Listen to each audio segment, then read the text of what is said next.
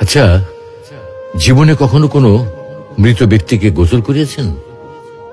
যদি কখনো সুযোগ হয় তাহলে সেই মৃত ব্যক্তিকে গোসল করাবেন। তখন খুব কাছ থেকে দেখবেন মৃত মানুষের দেহটা কতটা অসহায় লাগে, মৃত্যুর পরে মানুষের দেহ কতটা ভয়ের কারণ হয়ে দাঁড়ায়।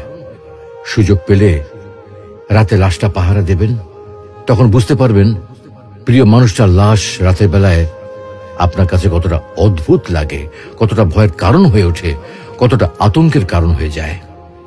সুযোগ পেলে মৃত ব্যক্তির শরীরে একটু হাত লাগিয়ে কিছুক্ষণ তার স্পর্শ নেবেন।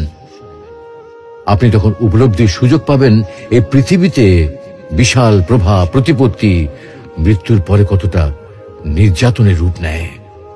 সুযোগ পেলে আপনজনদের লাশ কবরে নামাবেন খুব আগ্রহ নিয়ে।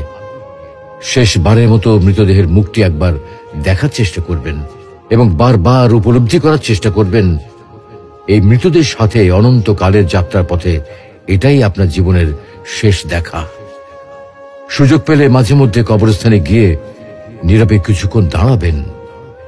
এরপর মনে মনে চিন্তা করবেন জীবনের লাভ ক্ষতির হিসাব। এই মৃত মানুষগুলো এই পৃথিবীতে কি করে গেছেন, কাদের রেখে গেছেন। যাদের রেখে গেছেন তারা কি কখনো এই মৃত মানুষগুলোকে স্মরণ করার জন্য কবরস্থানের আশেপাশে একটি বারের জনকে দেখতে আসে?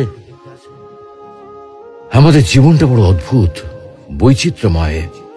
আমরা এর জন্য, ওর জন্য, ধন সম্পদের জন্য, ঐশ্বর্যের জন্য, বাড়ি গাড়ি টাকা পয়সার জন্য কত না মায়া দেখাই, আগ্রহ দেখাই, আরো চাই আরো চাই আমাদের।